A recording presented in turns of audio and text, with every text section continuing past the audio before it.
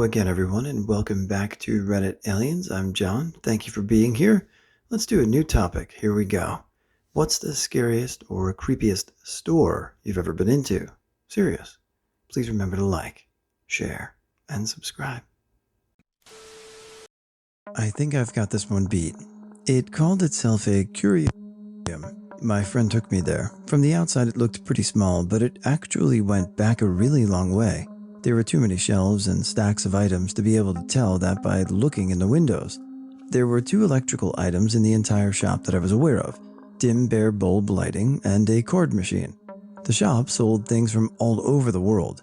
They had masks from Africa, old scientific equipment, furniture, taxidermy including foxes that looked like they'd been killed mid-scream and which you could turn a corner and come face to face with, and loads of figurines, some mechanical. There were 2 life-size statues of men in suits in the window. The shop was attached to a house on one side. The windows and doors of the house were completely bricked up. There was a door in that side of the shop that had a heavy bureau in front of it.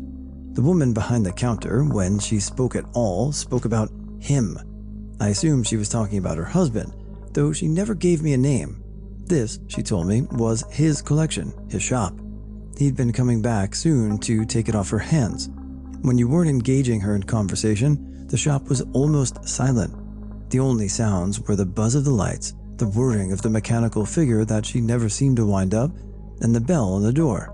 The door itself was a dark blue, with a faded label on the outside which said, "Don't."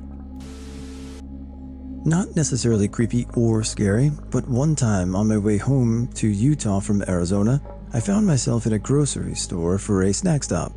I thought everyone was staring at me because I had been camping for 5 days on my own and looked a bit disheveled. Maybe I had stains on my clothes, I don't know, so I didn't think that much of it. Then, as I was standing in line, it dawned on me. I was the only white person in that building. Naive me didn't know that I was in a reservation territory, and that's why everyone was staring me down. Never felt like a minority before then. An antique store I used to go to. It had nice stuff, cheap records and comic books. The owner was a nice old man, not creepy at all. I went there like once a year because it's a long drive. Last time I was in the area, I thought, why not? It's been a year or 2. Maybe I could find some nice stuff. I came into the store, and it felt weird. There were still antiques and furniture, but there was a stove with mac and cheese cooking. A cigarette was burning on a plate, clothes on chairs. I walked further into the store, and there was a couch with a man sleeping on it. I ran out, careful not to wake him up. Not a store, but a restaurant my aunt owned. Apparently the building was an old boarding house from the early 1900s that had been converted into various businesses over the years and was very haunted. My family showed up one day to help her set up, clean, and just general miscellaneous stuff before she officially opened to the public. I can't really recall exactly what happened as I was like 7 at the time, but my aunt wanted me to go up to the top floor to grab something. Now, we'd been given the grand tour previously, and let me tell you, that place was freaky. If you've seen Silent Hill, that was the best way to describe it. There was a peeling, faded wallpaper, toys, moldy mattresses still in the rooms, and desks with those old-fashioned pulled chain lamps on them, as well as personal documents. It was almost like the people just dropped everything and left. My aunt told us that she didn't even like going up there, so of course, send the 7-year-old LOL. But she needed a set of keys or something on the table in one of the rooms. I go up armed with a mag light and one tiny, barely functioning bulb in the middle of the hall to illuminate my way. I got a cold chill up my spine, and the hairs on the back of my neck went straight up. I went to the room she told me the keys were in, grabbed them quick as I could, and got out of there. I'm stumbling down the super narrow stairs, and my family comes to ask me what was wrong. I tell them that I just got a bad feeling, and that I never wanted to go back up again. My mom looks at my aunt angrily, and she apologizes for sending me up there when she was too scared to do it herself. The restaurant opened, and the rest of my knowledge, no one ever went back up there. I'm pretty sure she even left the light on, LOL. I'm very scared to go in that attic. Hey, 7-year-old nephew, go up in that attic. Nice aunt. I live near the antique capital of the world. I don't really shop on the weekends because that's when all the tourists are out, but on weekdays the antique stores are pretty barren. I've come across Nazi shot glasses, Al Capone's bar, like the whole wooden thing, something I would never be able to afford. boxes and boxes of pictures of people who have long since died, a cage full of old baby doll parts, a deer fetus in a jar, thrones, piles of Persian rugs, every kind of stuffed animal imaginable, rusty axes and hammers, campaign merch for people who didn't win, African masks, just shelves and shelves of doorknobs, etc. These buildings are big warehouses pretty much. One even used to be a hat factory, so they have random cold spots. Plus, stand owners just sit outside their setup and watch you browse. So when there isn't anyone else there, it can get awkward. There's a nice beach on a river about 45 minutes away from me. It's way out in the middle of nowhere. There's the beach, a cantina, a boat ramp, and a decent hotel, but other than that, there is nothing except one small gas station about 5 miles away. To get to the restrooms, you walk into a small room full of bait tanks, open tanks full of different fishing bait. The smell and the hum and the lighting always make me feel like I'm going to get murdered. And the store itself isn't any better. It's like a store that you'd find around the corner from the Texas Chainsaw Massacre house. I can't describe the feeling. I've never gone in that store alone. Not really a store, but I used to work for a computer AV rental company and did a lot of deliveries at the local convention center. One time I had to do such a delivery, and I got to the convention center and there were tons of people walking around setting up booths, and something was just off and I couldn't figure out what it was, so I went to the booth and my contact hadn't shown up. So I look around and finally realized there was a large amount of people, but the room was almost entirely silent. On my way out to call my boss, I saw a banner for the event. It was some sort of deal convention, and then it all made sense. For a few minutes, thought it was unsettling being among so many people, but in silence. Stopped at a gas station convenience store in rural Arkansas late at night. Got the most hateful glares from some of the locals. Figured it was either the out-of-state plates or the fact that my wife and I are a mixed-race couple, white-Hispanic. Thought for a moment that there was going to be a problem. Just then a local sheriff's deputy, huge guy, pulled up and got out of his cruiser. He seemed to understand what was going on. He didn't say a word, just stared them down until they went about their business. He was black, they were white. Interesting power dynamic. Less a story than a woman who sold modeling paints out of her house. She was colorfully named the Cat Pee Lady. You'd walk into her house that looked like it hadn't been changed in the slightest since 1960, which reeked of cat urine, and this angry woman would be sitting in the kitchen smoking, barely saying a word, and point to stuff you ordered on her kitchen table. You'd give her the money and be on your way. Danica House. It was a furniture chain. My mom made me go in one when I was 6. There was a rocking chair in there that I had to swear to God like some sort of head on it, maybe arms and fingers too. It was art. I think it was in the style of an African mask. I remember being terrified of it. I was fascinated by it, how it could scare me so much even though it was broad daylight, in public. Many people in the store, my own mother nearby, and yet I could not will myself to go sit on it. I was too chicken shit. Somewhere in Texas, a hot summer night in May, husband and I and our 2 small children are driving from Arizona to Louisiana to Arkansas, stop at this motel for some much needed rest. This place was booming, people everywhere, in the middle of the night, in the middle of nowhere. We took one room out of the 3 available. We woke up early for the complimentary continental breakfast, stale dry cereal and sludgy coffee, and not a soul was seen. Not a receptionist or concierge. Any other visitor, and the parking lot was empty. There was no one when we went to check out, and we were never even charged for the stay. We left and found a McDonald's about an hour's drive away. We still don't know what the F we walked into.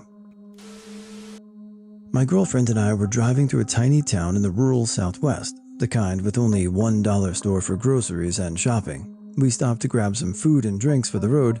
I should have noticed the pickup trucks with Trump stickers, but I was hungry and tired.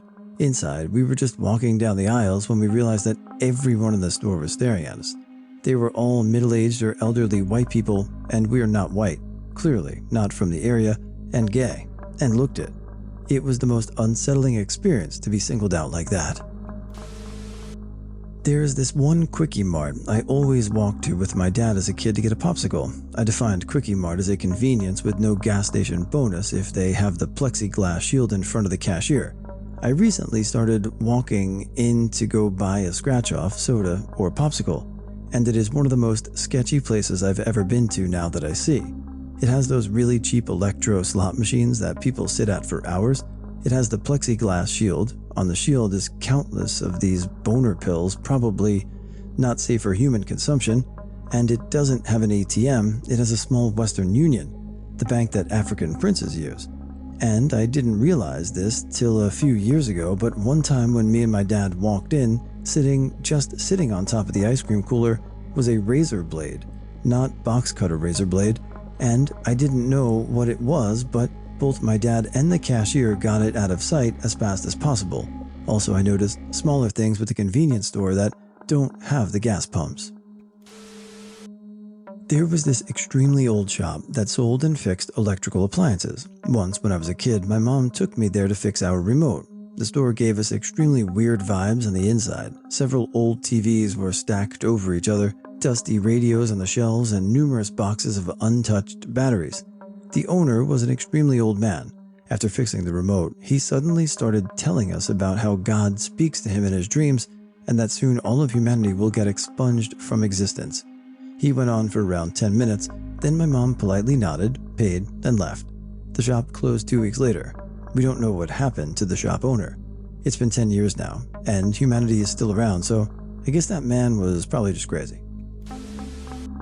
It was a furniture store that was a small chain in the state. A friend of mine went into a location down the street from my house, and we were treated to furniture on the left and the equivalent of a more than just food pantry discount dollar store on the right. There were only 2 people working there. The store was oddly quiet though. Me and my friend just ended up buying 1 bottle of nail polish each. Yeah, that location was closed within just a few months. This would be fine if another location hadn't opened. Guess what? Right down the street from where I live now. Stop haunting me and die off already, FFS. Gun range run by a true nut who lied and told people he was special forces. He was a fat bearded old man and a hoarder. The range was essentially in a barn filled with his crap. While checking in, he told me my gun, a Glock, was a death trap. It's possibly the most reliable gun ever made. He proceeded to lecture me and my brother in front of other people waiting in line. I had urges to ask for a refund or just walk out the door, but he was taking apart my pistol on the counter. This was in Oklahoma, and later that year it was destroyed by a tornado. It's bad, but I was happy. That guy was a jerk and was scary. He also gave responsible gun owners a bad name. With all due respect, if we're talking about certain parts of rural Oklahoma, you just described a Tuesday there, so yeah, you know. When we lived in Virginia, we were driving around one day and saw this old Victorian house that said it was a gift shop. We went inside, and it was dark and dingy. There were like 10 cats, some lying around, some in cages, and some running around. In the center at the front of the room, there were 2 hideous old ladies with 0 personality. They were sitting in 2 big chairs with a shared table in between them. It was super creepy and like witchy, but not hot witchy, like for real, eat you and your brother after they fattened you up kind of witchy. We had to make awkward conversation for longer than I wanted to before we could dip the F out of there. There's a shop near one of the groups I attend called Jack Fulton's. It's been there since I was a kid. It's opposite the bus station and next door to where my group is, so I go in there for drinks and tea if we have no food in at home, so it's quick and convenient for me. But at some point in the last 4 years, something has changed in there. Well, the whole town has changed for the worse, but going in there freaks me out. Every time I go in, it's always the same 2 members of the staff working or gossiping. It's a male and female duo, and it's never busy in there. Sometimes it's only me shopping in the whole place. I know this because you can see over the aisles around the shop. I've seen different people working a few times, but when I go in the next day or week, they aren't there anymore, and I haven't seen them again. But those 2 members of the staff make me really uneasy. I've gone in, and they've stopped talking and just stared blankly at me, and I could feel their eyes on me when I'm walking around the store, and I've even seen the guy peering up the aisles watching me a few times. I just get what I need and get the F out. I thought this would be interesting until it started insulting country folk and Southerners, typical of a certain demographic of Reddit. And yes, you weren't welcome. Why would you be? They aren't as stupid as they are made out to be, and can pick up on things too. And here you're proving their point. And would that it were that certain people would stay out of the places they find so creepy and unwanted, and they looked at me, and it was just like that movie, because then everyone would be happy.